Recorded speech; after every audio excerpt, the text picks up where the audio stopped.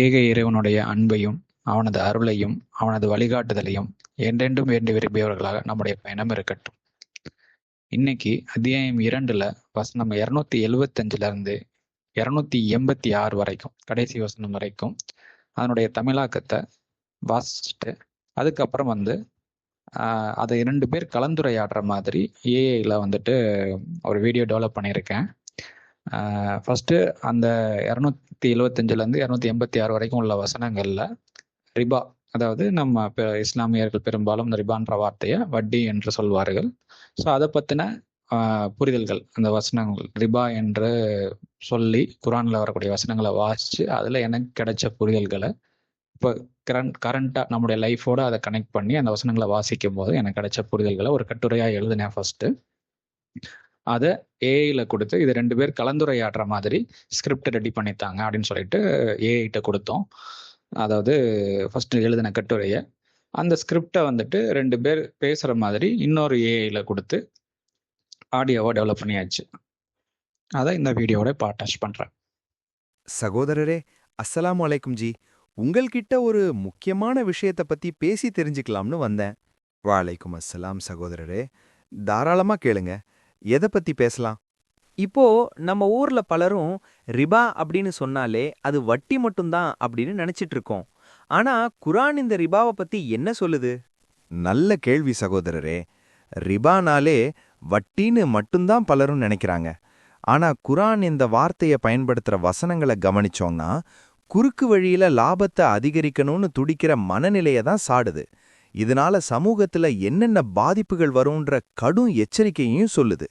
இத பத்தி நாம விரிவா பேசுறதுக்கு முன்னாடி குரானோட 2வது அத்தியாயம் 275 இருந்து 286 வரை இருக்கிற வசனங்களோட தமிழாக்கத்தை நான் வாசிக்கிறேன். ரிபா உண்கின்றார்களே, அவர்கள் தீயோனின் தீண்டுதலால் புத்திபேதலித்து நிற்பவனைப் போன்றே அன்றி நிற்க மாட்டார்கள். அதன் காரணம் நிச்சயமாக அவர்கள் கூறுகின்றனர். நிச்சயமாக ஒப்பந்தம் ரிபாவின் உதாரணமே. இறைவனோ ஒப்பந்தத்தை ஆகுமாக்கியுள்ளான், ரிபாவை கட்டுப்பாடிட்டுள்ளான். யார் தனது பரிபாலனிடமிருந்து அறிவுரை வந்தபின் நிறுத்திக் கொள்கின்றாரோ அவரிடம் கடந்தவை உள்ளது. அதன் காரியம் இறைவனிடம் உள்ளது. எவர் தொடர்கின்றாரோ அத்தகையோர் நெருப்பின் தோழர்கள், அதில் அவர்கள் என்றுமாகின்றனர். இறைவன் ரிபாவை அழிக்கின்றான், தர்மங்களை அபிவிருத்தி செய்கின்றான். நிராகரித்து குற்றம் புரிகின்ற எவ்வொருவரையும் இறைவன் நேசிப்பதில்லை. நிச்சயமாக எவர்கள் நம்பிக்கை வைத்தவர்களாக, செயல்களில் சீர்படுபவர்களாக, தொடர்பை நிலைநாட்டியவர்களாக, தூய்மையை கொண்டு வருகின்றார்களோ அவர்களுக்கு அவர்களின் வெகுமதி அவர்களது பரிபாலன் தரப்பில் உள்ளது. அவர்களுக்கு பயமும் இல்லை, அவர்கள் துக்கத்திலுமாக மாட்டார்கள். ஓ நம்பிக்கை கொள்பவர்களே, இறைவனை உணர்ந்தறிந்து பண்படுங்கள். ரிபாவில் எஞ்சுவதை விட்டுவிடுங்கள். நீங்கள் நம்பிக்கை கொண்டவர்களாக இருந்தால். பின் நீங்கள் செய்யாவிடில் இறைவன் மற்றும் தூதிடமிருந்து போரை கொண்டு அறிவிக்கப்படுகின்றது. மீட்சி தேடுவீர்களாயின் உங்கள் செல்வங்களின் தலைகள் உங்களுக்கு உள்ளது. அநீதி இழைக்காதீர்கள், உங்களுக்கும் அநீதி இழைக்கப்பட மாட்டாது. சிரமத்தோடு இருக்கின்றாரெனில் எளிதானதன் பால் அவதானிக்கவும். தர்மமாக ஆக்குவீர்களாயின் உங்களுக்கு இன்னும் சிறந்தது, நீங்கள் அறிந்து கொள்பவர்களாக இருந்தால். ஒரு நாளை உணர்ந்தறிந்து பண்படுங்கள், அதில் இறைவன் பால் மீட்டப்படுகின்றீர்கள். பிறகு ஒவ்வொரு ஆன்மாவும் சம்பாதித்ததை பூரணமாக கொடுக்கப்படுகின்றது. அவர்கள் அக்கிரமம் இழைக்கப்படுவதில்லை. ஓ நம்பிக்கை கொள்பவர்களே, கொடுக்கல் வாங்கலில் குறிப்பிட்ட தவணையின் பால் கொடுக்கல் வாங்கல் செய்து கொள்ளும்போது பின் அதை எழுதிக் கொள்ளுங்கள். எழுதுபவர் உங்களிடையே நீதியுடன் எழுதட்டும். எழுதுபவர் இறைவன் அவருக்கு அறிவித்துக் கொடுத்தபடி எழுதிக் கொள்ள மறுக்க வேண்டாம். ஆக எழுதிக் கொள்ளட்டும். எவர் மீது சத்தியமுள்ளதோ அவர் எடுத்துரைக்கட்டும். தன்னை பரிபாலிக்கும் இறைவனை உணர்ந்தறிந்து பண்பட்டு நடக்கட்டும். ஒரு விடயத்தையும் அதில் குறைத்துவிட வேண்டாம். எவர் மீது சத்தியமுள்ளதோ அவர் மடமையாகவோ அல்லது பலவீனராகவோ அல்லது அதை எடுத்துரைக்க இயலாதவராகவோ இருப்பின் அவரது பொறுப்பாளி நீதியுடன் எடுத்துரைக்கட்டும். உங்கள் ஆடவர்களிலிருந்து 2 சாட்சிகளை சாட்சிக்கு தேடிக் கொள்ளுங்கள். பின் 2 ஆடவர்கள் இருக்கவில்லையென்றால் சாட்சியங்களில் நீங்கள் பொருந்திக் கொண்டவர்களிலிருந்து 1 ஆடவரும் 2 பெண்களும். அவ்விருவரில் ஒருவர் தவறினாலும் அவ்விருவரில் மற்றொருவர் நினைவூட்டுவார். சாட்சிகளாகிய அவர்கள் அழைக்கப்படும்போது மறுக்க வேண்டாம். சிறிதோ அல்லது பெரிதோ அதன் தவணைப்படி அதை எழுதிக் கொள்வதில் சலித்துக் கொள்ளாதீர்கள். அவை இறைவனிடம் நீதமானதாக உள்ளது. நிற்கும் சாட்சியமாக மற்றும் நீங்கள் சந்தேகத்திற்கு உள்ளாகாமல் இருக்க நெருக்கமாக உள்ளது. அன்றியும் உங்களிடையே அது நீங்கள் சமாளித்துக் கொள்ளும் அன்றாட வாணிபமாக இருப்பின் அதை நீங்கள் எழுதிக் கொள்ளாததால் உங்கள் மீது குற்றமாகாது. நீங்கள் ஒப்பந்தங்கள் மேற்கொள்ளும்போது சாட்சிகளை ஏற்படுத்திக் கொள்ளுங்கள். எழுதுபவரை துன்புறுத்துதல் கூடாது, சாட்சியையும் கூடாது. செய்வீர்களாயின் நிச்சயமாக அது உங்களுக்கு பாவமாகும். இறைவனை உணர்ந்தறிந்து பண்படுங்கள். இறைவன் உங்களுக்கு அறிவித்தும் தருகின்றான். இறைவன் ஒவ்வொரு விடயத்துடனும் அறிந்தவன். நீங்கள் பிரயாணத்திலிருந்து எழுதிக்கொள்ள நீங்கள் காணாதபட்சத்தில் கைவசமுள்ளதை பணயமாக்கிக் கொள்ளவும். உங்களில் சிலரை நம்புகையில் நம்பப்பட்டவர் நம்பப்படுவதை திருப்பிடட்டும். தன்னை பரிபாலிக்கும் இறைவனை உணர்ந்தறிந்து பண்படட்டும். சாட்சியை மறைக்காதீர்கள்.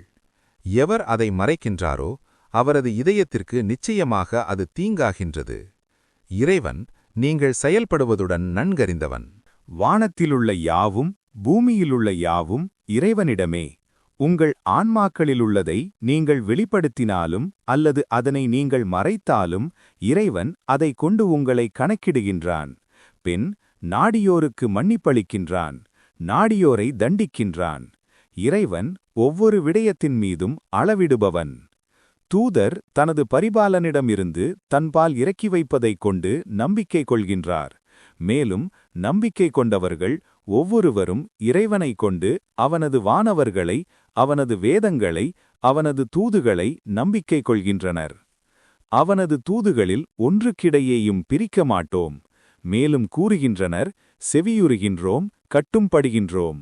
எங்களுக்கு மன்னிப்பளிப்பாயாக. எங்கள் பரிபாலனே, உன்பாலே மீளுதல் உள்ளது. இறைவன் ஒரு ஆன்மாவிற்கும் அதன் திறனுக்கு அல்லாததை சுமத்துவதில்லை. அதன் சம்பாதிப்பு அதற்கே, அதன் மெனக்கிடலும் அதன்மேலுள்ளது. எங்கள் பரிபாலனே, நாங்கள் மறந்துவிட்டாலோ அல்லது நாங்கள் குறை செய்துவிட்டாலோ எங்களை பிடித்துவிட வேண்டாமே. எங்கள் பரிபாலனே, எங்களுக்கு முன்னுள்ளோர் மீது பாரமானதை சுமத்தப்பட்டது போன்று எங்கள் மீது சுமத்தப்பட வேண்டாமே. எங்கள் பரிபாலனே, எதைக் கொண்டு எங்களுக்கு தெம்பில்லையோ அதை எங்களிடம் சுமத்தப்பட வேண்டாமே. எங்களிடம் பொறுத்துக்கொள்வாயாக. எங்களுக்கு மன்னிப்பளிப்பாயாக. எங்கள் மீது கருணை புரிவாயாக. நீயே எங்கள் பாதுகாவலன். நிராகரிக்கும் மக்களின் மீது எங்களுக்கு உதவி புரிவாயாக. சுபஹானல்லாஹ். நிதானமா வாசிக்கும்போதே தெளிவுகள் வெளிப்பட ஆரம்பிக்குது. உங்களோட புரிதலை விளக்கமா சொல்லுங்க ஜி. நிச்சயமா சகோதரரே. இந்த வசனங்களை இன்னும் கொஞ்சம் நிதானமா சிந்தித்து பார்த்தா சில முக்கியமான உண்மைகள் புரியும். குரான் 2:275 என்ன சொல்லுதுன்னா, இந்த ரிபாவுல மூழ்கி போறவங்களோட வாழ்க்கை கண்டிப்பா ஒரு விதமான குழப்பத்துல தான் இருக்கும். அதே போல நியாயமான வியாபாரத்தை ரிபாவோட ஒப்பிட்டு பேசுறதும் அதே குழப்பமான நிலைக்கு தழுது. இங்க குரான் ஒரு தெளிவான கோடு போடுது. இரு தரப்பினர் முழு சம்மதத்தோட நேர்மையா செய்யற ஒரு பரிமாற்றத்தை வியாபாரம் அல்லது ஒப்பந்தம்ங்கிற பேரை சூட்டுது. இதை இறைவன் அனுமதிச்சிருக்கான். ஆனா ரிபாங்கிறது அப்படி இல்ல. ஒருத்தரோட அறியாமையோ அவசரத்தையோ இல்ல அவங்களோட கஷ்டத்தையோ தங்களுக்கு சாதகமாக்கிக்கிட்டு அநியாயமான முறையில லாபம் ஈட்டுறது. இந்த நியாயத்தையும் அநியாயத்தையும் போட்டு குழப்பிக்கிறது தான் குரான் எச்சரிக்கிற அந்த குழப்ப நிலை. அடுத்து வசனம் 276ல இறைவன் ரிபாவுக்கு எதிர்ப்பதமா சதக்காங்கிற வார்த்தையை வைக்கிறான். நாம பொதுவா சதக்கானா தர்மம் பண்றதுன்னு மட்டும்தான் நினைக்கிறோம். ஆனா அந்த அரபி வார்த்தையோட ஆழத்தை பார்த்தா அதுல உண்மை, நேர்மை, நீதி அப்படின்னு பல அர்த்தங்கள் இருக்கு. நம்ம தமிழ்ல கூட பாருங்களேன், தர்மம் இல்லனா அறம்னு சொல்றோம்ல, அது வெறும் உதவி செய்யறத மட்டும் குறிக்காது. நியாயமா நடக்கிறது, யாருக்கும் தீங்கு செய்யாம வாழறதுன்னு ஒரு பெரிய அர்த்தமே அதுல இருக்கு. அதுபோலதான் குரான் சொல்ற சதக்காவும். அது வெறும் காசு கொடுக்கறதில்ல, நேர்மையா வாழற ஒரு வாழ்க்கை முறை. ரொம்ப சுருக்கமா சொல்லணும்னா மனுஷநேயத்தை போற்றுறது சதக்கா, அதாவது ஆரம். அதே மனுஷநேயத்தை சுரண்றது ரிபா, அதாவது அதர்மம். இன்னொரு சுவாரஸ்யமான விஷயம் என்னன்னா, 276வது வசனத்துல வர்ற ரிபாங்கிற வார்த்தையும் யுர்பீங்கிற வார்த்தையும் ஒரே மூல எழுத்துக்கள்ல இருந்து வருது. அதன் நேரடி அர்த்தம் என்னன்னு பார்த்தோம்னா அதிகரிப்பு என்று அகராதி சொல்லுது. ஆனா குரான் இங்க ஒரு வித்தியாசத்தை காட்டுது. அநியாயமான முறையில வர்ற அதிகரிப்பை ரிபாவை இறைவன் அழிச்சிடுவான்னு வருது. அதே நேரம் நீதியான முறையில வர்ற வளர்ச்சியை அவன் அதிகப்படுத்துவான்னு வருது. அப்போ எல்லா வளர்ச்சியும் தப்பில்லை. அநியாயமான முறையில ஒருத்தரை சுரண்டி வர்ற அந்த அறமற்ற அதிகரிப்பு தான் ரிபா. இதத்தான் இறைவன் ரிபாவை அழிக்கிறான், அடுத்து அறத்தை வளர்க்கிறான்னு அது அப்படியே அரபில சொல்லதா இருந்தா சதக்காவை யுர்பி செய்யறான்னு வருது. ரொம்ப தெளிவா சொன்னீங்க ஜி. ரிபானா வெறும் வட்டி மட்டும் இல்ல, அதுக்குள்ள இவ்வளவு பெரிய அர்த்தம் பொதிஞ்சு கிடக்குன்னு இப்பதான் உணர்றேன். அப்புறம் ஜி, குர்ஆன் அத்தியாயம் 2 வசனம் 275ல வியாபாரத்தையும் ரிபாவையும் ஒன்னா நினைக்கிற மனநிலை மனுஷனை பெரிய குழப்பத்துல தள்ளும்னு சொன்னீங்க இல்லையா? இதை கேட்கும்போது எனக்கு ஒரு சந்தேகம் வருது. நம்ம ஊர்ல வழக்கத்துல இருக்கிற இந்த வீடு லீஸு அல்லது ஒத்தி முறை, இதை தெளிவுபடுத்திக்கலாம்னு நினைக்கிறேன். ஏன்னா சில பேர் எடுத்த உடனேயே இது ரிபா, இது தப்புன்னு சொல்லிடுறாங்களே. நல்ல விஷயம் கேட்டீங்க. சில பேரு மேலோட்டமா பார்த்துட்டு இதை தப்புன்னு முடிவு செஞ்சிடுறாங்க. ஆனா குர்ஆன் ஒரு செயலை தப்புன்னு சொல்லும்போது அதுல நீதி இருக்கா இல்ல சுரண்டல் இருக்கான்னு தான் பார்க்க சொல்லுது. அதனால ஒரு ஒப்பந்தத்தை எடுத்த உடனே தப்புன்னு சொல்லிடாம அதுக்கு பின்னாடி இருக்கிற நியாய தர்மத்தை நாம நிதானமா ஆராயணும். ஆமாஜி, பொதுவா உத்தினா ஒரு குறிப்பிட்ட தொகையை கொடுத்துட்டு அதுக்கு பதிலா ஒரு குறிப்பிட்ட காலம் வர அந்த வீட்டை பயன்படுத்திக்கிறாங்க. இதுல 2 பேருக்குமே ஏதோ ஒரு பயன் இருக்கத்தானே செய்யுது. கரெக்டா சொன்னீங்க. அத்தியாயம் 2 283வது வசனத்துல அடமானம், அதாவது ரஹன் வைக்கிறத இறைவன் அனுமதிச்சிருக்கான். அதாவது ஒரு தேவைக்காக ஒரு பொருளை தற்காலிகமா தந்துட்டு அதுக்கு பதிலா பயன் பெறது தப்பில்லை. இந்த அடிப்படையில பார்த்தா லீஸு அல்லது ஒத்தி முறையும் இந்த அடமான வகையை சேர்ந்ததுதான்னு நமக்கு தெரியுது. அப்போ இது ரிபா இல்லைன்னு சொல்லலாமா?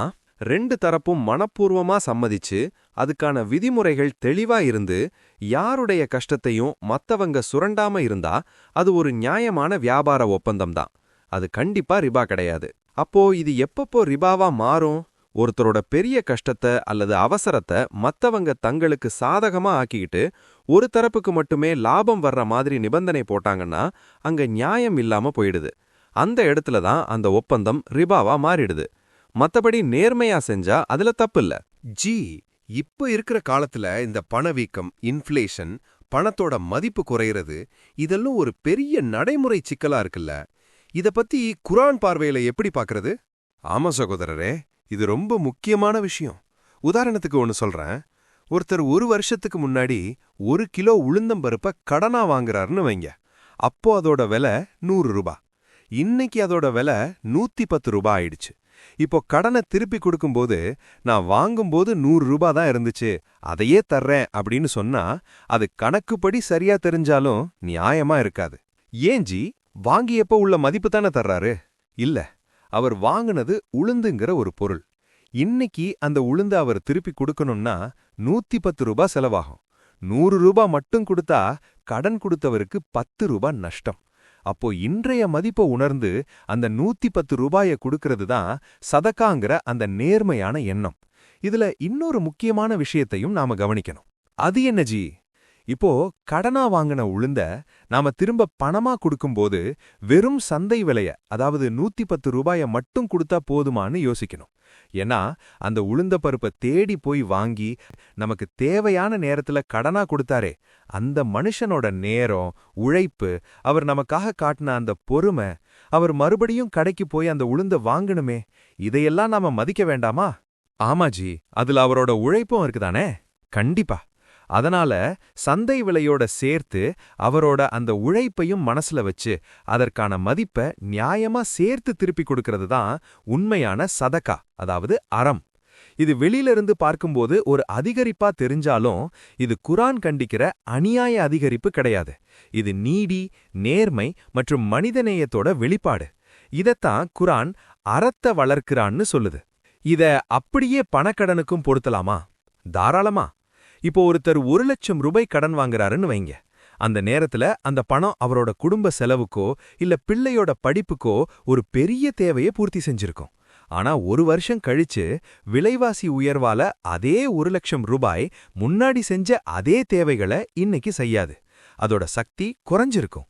ஆமாஜி, போன வருஷம் 1 லட்சத்துல செஞ்ச காரியத்தை இன்னைக்கு செய்ய முடியாதுதான். அதுதான் விஷயம்.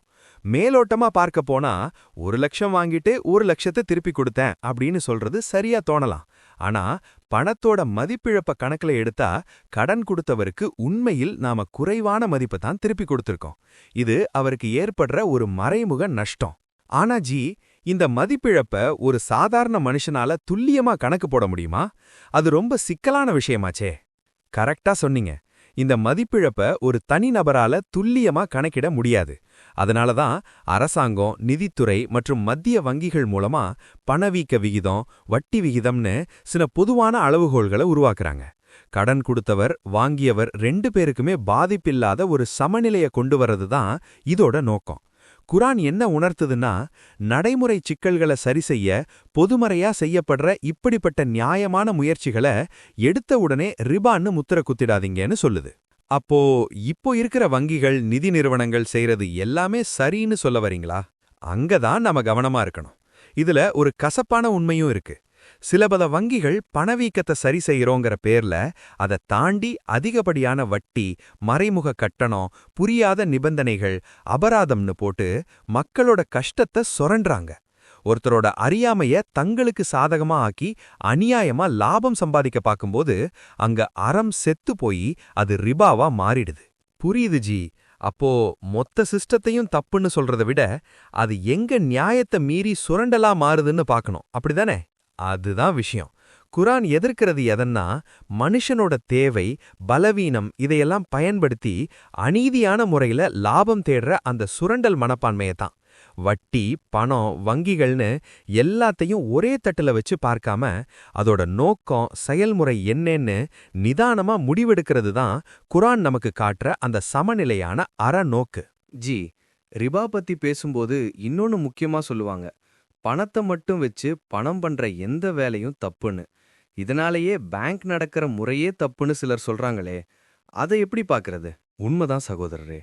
குரான் எதிர்க்கிற ரிபாவோட மையமும் இக்கருத்தை வெளிப்படுத்த தான் செய்யுது. அதாவது உழைப்பு, உற்பத்தி, சேவை இது எதுவுமே இல்லாம வெறும் பணத்தை மட்டும் வச்சு அதர்மமான வழியில லாபம் பார்க்கறது அதர்மம் என்ற உணர்த்துதல். ஆனா பேங்க் விஷயத்துல ஒரு முக்கியமான வித்தியாசத்தை நாம புரிஞ்சுக்கணும். அது என்ன வித்தியாசம் ஜி? நாம ஏற்கனவே பார்த்தோம்ல, சதக்காங்கிறது வெறும் தானம் மட்டும் இல்ல, அது ஒரு சமூக அறச்செயல். குரான்ல சதக்கா யார் யாருக்கு போய் சேரணும்னு ஒரு பட்டியல் அத்தியாயம் 9 வசனம் 60ல இருக்கு.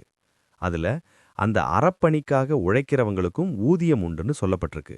ஏன்னா சமூகத்துல கொடுக்கல் வாங்கல் நியாயமா நடக்கணும்னு உழைக்கிறவங்களுக்கு சரியான சம்பளம் கொடுக்கலைனா அதுவே ஒரு அநீதியா ஆகிடும். அப்போ பேங்க்ல வேலை செய்யறவங்களோட உழைப்பையும் இதுல சேர்க்கலாமா? கண்டிப்பா. யோசிச்சு பாருங்க. அரசாங்க கண்காணிப்பு இல்லாம தனிநபர்களுக்குள்ள நடக்கிற கொடுக்கல் வாங்கல் முறையில ஏமாத்து வேலைகள், சண்டை சச்சரவுகள், மோதல்கள்னு எவ்வளோ நடக்குது. இந்த சமாதான கேட்டை, அநியாயங்களை கட்டுப்படுத்தி ஒரு ஒழுங்குமுறைக்கு கொண்டு வர பேங்க் சிஸ்டம் உள்ள வருது. அங்க கணக்குகளை சரியா பராமரிக்கவும், லோன் விஷயங்களை முறைப்படுத்தவும் நிறைய பேர் உழைக்கிறாங்க. அவங்களுக்கு கொடுக்கிற ஊதியம் இந்த அறப்பணியோட ஒரு பகுதிதான். ஆனா பேங்க் கொடுக்கிற அந்த இன்ட்ரெஸ்ட் பத்தி என்ன சொல்றீங்க? இதை நாம ஆழமா கவனிக்கணும். மக்கள் உழைச்சு சம்பாதிக்கிற காசை பேங்க்ல போட்டு வைக்கிறாங்க. அந்த பணம் அங்க சும்மா முடங்கி கிடக்காம மத்தவங்களோட கடன் தேவைங்கிற ஒரு சமூக பயன்பாட்டுக்காக தொடர்ந்து சுழற்சியில இருக்கு. இப்படி மக்களோட பணம் சமூகத்தோட பொருளாதார வளர்ச்சிக்கு உதவுறதுனாலையும் காலப்போக்குல பணத்துக்கு ஏற்படுற மதிப்பிழப்ப சரி செய்யவும் தான் அந்த ஒரு குறிப்பிட்ட தொகை வழங்கப்படுது. இத பணத்தை வச்சு பணம் பண்றதுன்னு தப்பா புரிஞ்சுக்காம ஒரு சமூக அறச்செயல்ல மக்களோட பங்களிப்புக்கு கிடைக்கிற நியாயமான மதிப்பீடுன்னு தான் பார்க்கணும். அதே போல பேங்க் வாங்குற சர்வீஸ் சார்ஜ் கூட கணக்கு பராமரிப்பு, ஆன்லைன் பரிவர்த்தனை வசதி, பாதுகாப்புன்னு அவங்க செய்யற சேவைக்கான கூலிதானே தவிர அது அநியாயமாகாதே. ஆனா ஜி, இன்றைக்கு பார்த்தா வங்கிகளில் இருக்கும் வட்டி நடைமுறைகளாலேயே நிறைய பேர் பாதிக்கப்படுறாங்கன்னு தெரியுது. அதனால மனசுக்குள்ள ஒரு குற்ற உணர்வோட சில பேர் அந்த வங்கி வேலையையே தொடர வேண்டான்னு ராஜினாமா செய்யறதையும் பார்க்கறோம், கேள்விப்படுறோமே. அந்த முடிவு எதனால வருதுன்னு நாம நிதானமா யோசிக்கணும் சகோதரரே. அது பணத்தோட மதிப்பிழப்ப சரி செய்ய வைக்கப்படுற அந்த வட்டி விகிதத்தால வருதா, இல்லனா பேங்க் விதிமுறைகள் தெரியாத பாமர மக்களோட அறியாமைய சில வங்கி பிரதிநிதிகள் தங்களுக்கு சாதகமா மாற்றி சுரண்டறதுனால வருதா? சிஸ்டம் அடிப்படையில ஒரு நல்ல நோக்கத்துக்காக உருவானதுதான். ஆனா அத நடத்துற மனுஷங்க தங்களோட பேராசைக்காக மக்களை ஏமாத்துற போக்கு உருவாகும்போது அந்த வங்கிகள்ல வேலை செய்யற நியாய உணர்வு உள்ள நபர்களுக்கு ஒரு விதமான குற்ற உணர்வு தோணுது பாருங்க. அப்படி தோன்றி அவங்க அந்த வேலையை விட்டு விலகுறாங்கன்னா அதை ஒரு உயர்ந்த அறச்செயலா தான் நாம பார்க்கணும். ஏன்னா அநியாயத்துக்கு துணையா இருக்கக்கூடாதுங்கிற அவங்களோட அந்த நேர்மை தான் அங்க வெளிப்படுது. ரொம்ப சரியா சொன்னீங்க ஜி. சிஸ்டம் எவ்வளோ பெருசா இருந்தாலும் அங்க நேர்மை இல்லாம போகும்போது வர்ற அந்த உறுத்தல் தான் அவங்கள அப்படி ஒரு முடிவு எடுக்க வைக்குது. ஆமா, இதனால தான் ஒவ்வொரு தனிநபரும் தங்களோட பேராசையை கட்டுப்படுத்திக்கிட்டு எல்லா செயல்பாடுகளையும் அறத்தோட அடிப்படையில சீரமைச்சிக்கிறது இன்னைக்கு காலத்தோட கட்டாயமா இருக்கு. உண்மைதான் ஜி. ஒரு பக்கம் இந்த சிஸ்டம் நம்மள சொரண்டுதுன்னா இன்னொரு பக்கம் நம்ம பேராசையும் நம்மள கடன் வலையில தள்ளிடுது. இதிலிருந்து தப்பிக்க குரான் என்னதான் வழிகாட்டுது? இங்கதான் குரான் இறைவனுக்கு அழகிய கடன் அழியுங்கள், கர்லன் ஹசனா அப்படிங்கிற ஒரு உன்னதமான வாழ்வியல் முறையை சொல்லுது. நம்ம வசதிக்கு உட்பட்டு வாழ்க்கையை எளிய முறையில் அமைச்சுக்கிட்டு இயன்றவரை சீர்பட்டு வாழணும்னு குரான் அத்தியாயம் 2 வசனம் 245, அத்தியாயம் 73 வசனம் 20, அத்தியாயம் 11 வசனம் 88 வசனங்கள்ல நினைவூட்டுது. அப்படி ஒரு நிதானமான போக்க கடைபிடிச்சாலே இந்த பேங்க் மற்றும் மற்ற நிறுவனங்கள் விரிக்கிற கடன் வலைகள்ல சிக்காம நாம தப்பிச்சிடலாம். இது நமக்கான ஒரு பாதுகாப்பு கேடயம் மாதிரி. ஆனாஜி, இன்னைக்கு இருக்கிற அவசர உலகத்துல ஒரு லட்சியத்தை அடையணும்னாலோ அல்லது ஏதாச்சும் சாதிக்கணும்னாலோ உடனே காசு தேவைப்படுது. அதுக்கு கடன் வாங்காம எப்படி நிதானமா இருக்கிறது? நீங்க சொல்றது புரியுது. நம்ம கிட்ட இப்போதைக்கு என்ன வாய்ப்புகள் இருக்கோ அதை வச்சு நம்ம திறமையை சிறுக சிறுக மேம்படுத்தணும். அதாவது நமக்கு வழங்கப்பட்டுள்ள வாழ்க்கை வசதிகளுக்கு உட்பட்டு அன்றாட கொடுக்கல் வாங்கல்களை நாம தாங்கிக் கொள்ளும் அளவிற்கான எளிய முறையில அமைச்சுக்கணும்.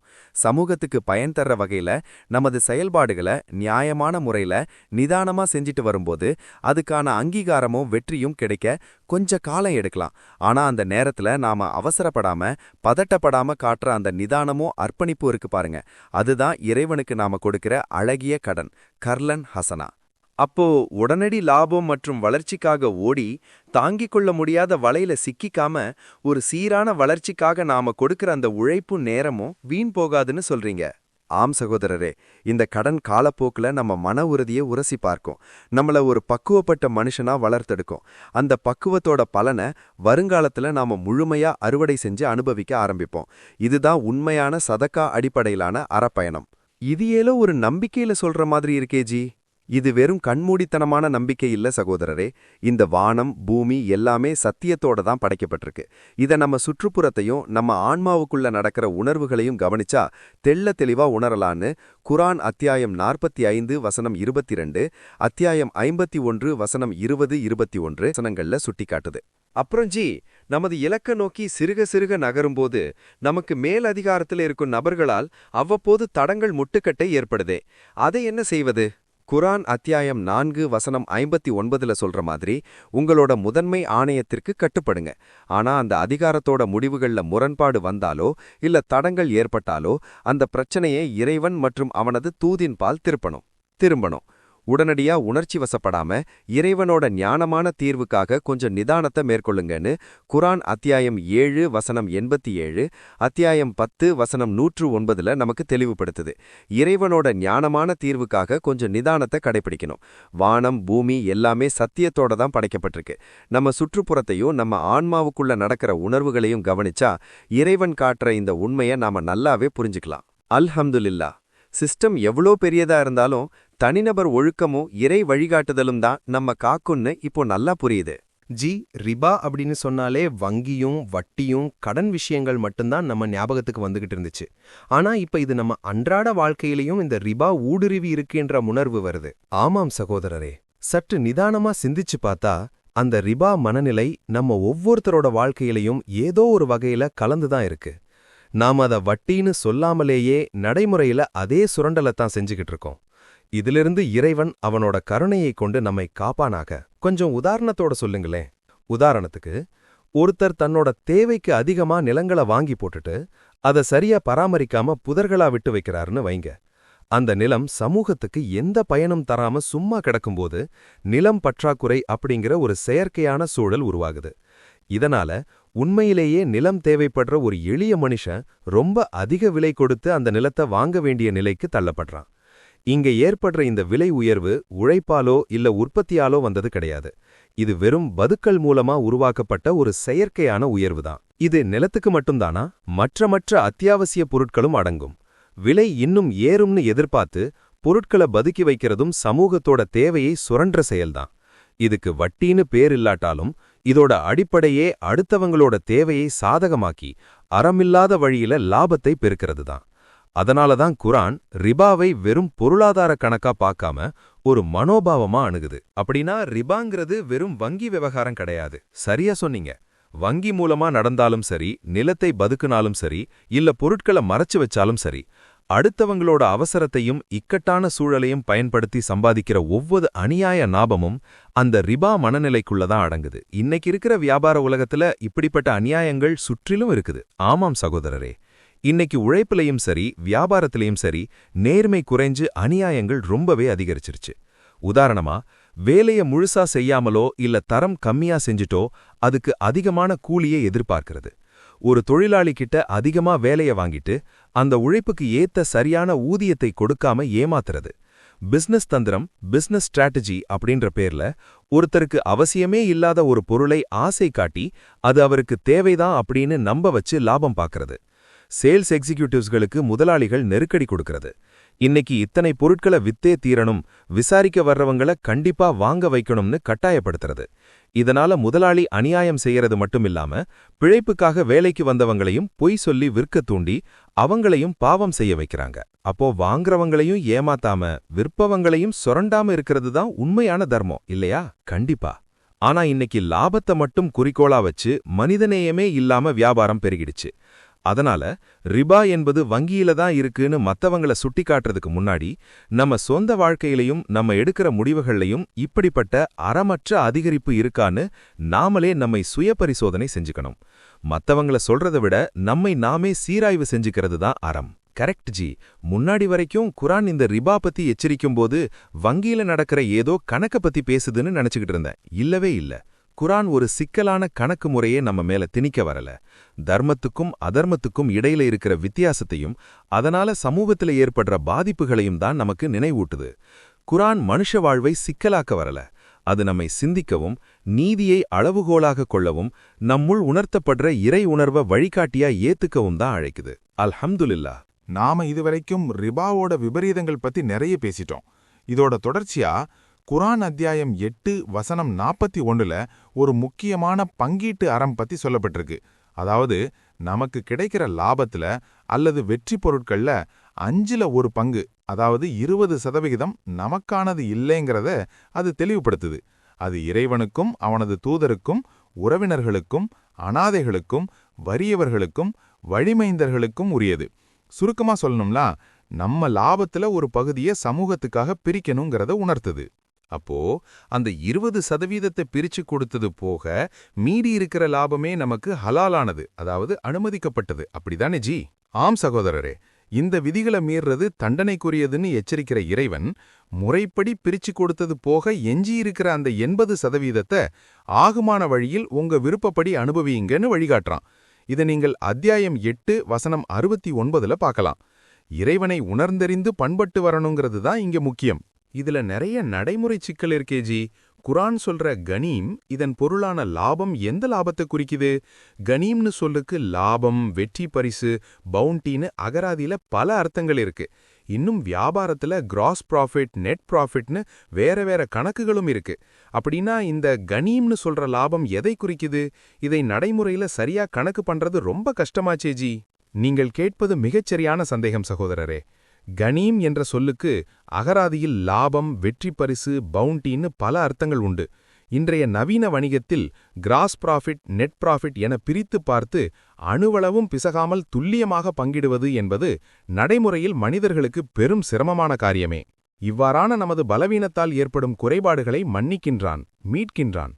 உதாரணத்திற்கு அத்தியாயம் 73 வசனம் 20இல் இறைவன் சொல்கிறான், இரவு பகல் இதனை நீங்கள் சரியான அளவில் கணக்கிட மாட்டீர்கள் என்பதை அறிவான். எனவே அவன் உங்களுக்கு மன்னிப்பளிக்கின்றான். இதிலிருந்து நாம் புரிந்து கொள்ள வேண்டியது என்னவென்றால், துல்லியமாக கணக்கிட முடியாது என்ற பலவீனத்திற்காக இறைவன் நம்மை தண்டிப்பதில்லை.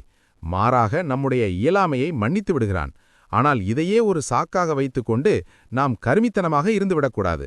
துல்லியமான கணக்கு வராவிட்டாலும் நம்முடைய மனசாட்சிக்கு உட்பட்டு ஓரளவு இந்த தொகை சமூகத்திற்கு சேர வேண்டிய பங்கு என்று நேர்மையான முறையில் ஒரு தொகையை ஒதுக்கிவிட வேண்டும். நாம் நேர்மையாக முயற்சி செய்யும்போது அதில் ஏற்படும் சிறு சிறு கணக்கீட்டு பிழைகளை இறைவன் மன்னித்து விடுகிறான். அப்படியானால் நாம் துல்லியமாக கணக்கிட முடியாவிட்டாலும் பரவாயில்லை, ஆனால் நேர்மையான எண்ணத்துடன் சமூக பங்கை செலுத்திவிட வேண்டும் என்று சொல்கிறீர்கள். ஆமாம் சகோதரரே, அதே அத்தியாயம் 73 வசனம் 20 இறுதியில், குரானில் உங்களுக்கு எளிதானதை ஓதுங்கள், இறைவனுக்கு அழகிய கடனாக கடன் கொடுங்கள், உங்களுக்காக எத்தகைய நன்மையை நீங்கள் முற்படுத்தி வைக்கிறீர்களோ அதனை இறைவனிடம் மேலானதாகவும் மகத்தான வெகுமதியாகவும் காண்பீர்கள் என்று இறைவன் வழியாட்டுகிறான். எனவே கணக்கை பார்த்து தயங்கி நிற்காமல் நம்மால் இயன்ற நன்மைகளை செய்ய முற்பட வேண்டும். இப்போ நாம அரசாங்கத்துக்கு கட்டுற வருமான வரி, சொத்து வரி இதெல்லாம் இந்த பங்கீட்டுல சேருமாஜி? நல்ல கேள்வி. அத்தியாயம் 4:59 மற்றும் அத்தியாயம் 8:68 வசனங்களை வச்சு சிந்திச்சோம்னா நாம கட்டுற டாக்ஸுகள் பொது பயன்பாட்டுக்காக தான் போகுது. இத வரி ஏய்ப்பு செய்யாம நேர்மையா கட்டுறது ஒரு சமூக கடமையில ஒன்றே. இதுபோக நம்ம முன்னேற்றத்துக்கு உதவியா இருக்கிற உற்றார் உறவினர்களுக்கும் தேவையுள்ளவர்களுக்கும் நாம அன்றாடம் செய்யற செலவுகள் மூலமா அந்த 20% பங்கீடு ஓரளவுக்கு பூர்த்தியாகும். லாபம்னு சொன்னாலே நாம பணத்தை மட்டும்தானே நினைக்கிறோம். அதையும் நாம கவனிக்கணும். நமக்கு கிடைச்சிருக்கிற உயிர் மற்றும் உயிராற்றல் மிகப்பெரிய பரிசு. பணத்தை பகிர்றது போலவே நம்ம உயிராற்றல்ல ஒரு பகுதியை பொதுநலனுக்காக செலவிடணும். மத்தவங்க கிட்ட மென்மையா நடக்கிறது, பொறுமை, நிதானம், கனிவான பேச்சு, இது எல்லாமே கூட சதக்காங்கிற அறத்துல தான் சேருது. ஒருவேளை நாம இந்த 20% விட அதிகமாவோ இல்ல கம்மியாவோ கொடுத்தா என்ன நடக்கும்ஜி? 20%க்கும் அதிகமா நீங்க சமூகத்துக்கு கொடுத்தா அதை இறைவன் அழகிய கடனா ஏத்துக்கிட்டு உங்களுக்கு மகத்தான வெகுமதிகளை தருவான்னு வாக்குறுதி இருக்கு. ஒருவேளை அதுல நாம சற்று குறை வச்சிருந்தா அது ஏதோ ஒரு வடிவில் நம்ம கிட்ட இருந்து எடுக்கப்படும். அது நம்மையும் நம் வாழ்க்கையையும் சீர்படுத்த இறைவன் கொடுக்கிற ஒரு நினைவூட்டலா இருக்கும். ஆனா அந்த பங்க பதுக்கி பதுக்கி வச்சா ரிபா என்ற அநியாய அதிகரிப்பாகும். நிலைமை மோசமாயிடும் இல்லையா ஜி? ஆமாம் சகோதரரே, சமூகத்துக்கு சேர வேண்டியதை அநீதியா பதுக்கி பதுக்கி வச்சு அதுல லாபம் சம்பாதிச்சுக்கிட்டு இருந்தா அது இரட்டிப்பாகி பன்மடங்காகி அநியாய அதிகரிப்புக்குள்ள வருது. அது இறைவனின் பிரபஞ்ச விதிகள் படி ஏதோ ஒரு வகையில் பிடுக்கப்படும் போது ஏற்படுற நஷ்டம் தாங்கிக்க முடியாத தண்டனையா இருக்கும். இங்கே அத்தியாயம் 17 வசனம் 80-81 நினைவுபடுத்திக் கொள்வோம். கூறவும், பரிபாலனே, பிரவேசிப்பதற்குரிய தர்மத்தை என்னிடம் பிரவேசிக்கச் செய்வாயாக, வெளியேறுதலுக்குரிய தர்மத்தை என்னிடம் வெளியேறச் செய்வாயாக, உன் தரப்பிலிருந்து அதிகாரப்பூர்வ ஆதரவை எனக்கு ஆக்குவாயாக. கூறவும், சத்தியம் வருகிறது, அசத்தியம் அழிகிறது, நிச்சயமாக அசத்தியம் அழிவதாக இருக்கிறது. இறை வழிகாட்டுதல் எவ்வளவு தெளிவா இருக்கு. நம்ம புரிதல்ல பிழைகள் இருந்தா அதை சீர் செஞ்சு நேர்மையான பாதையில நடக்க இறைவன் நம் எல்லாருக்கும் அருள் புரிய அட்டும். ஆமீன் சகோதரரே. இறைவன் நமக்கு அருளிய உன்னதமான வழிகாட்டுதல்களின்படி நம் வாழ்வை அமைத்துக் கொள்ளவும், எவற்றை தீயவை என சுட்டிக்காட்டி விலகச் சொன்னானோ அவற்றிலிருந்து நம்மை முழுமையாக தற்காத்துக் கொள்ளவும் இறைவன் அருள் புரிவானாக.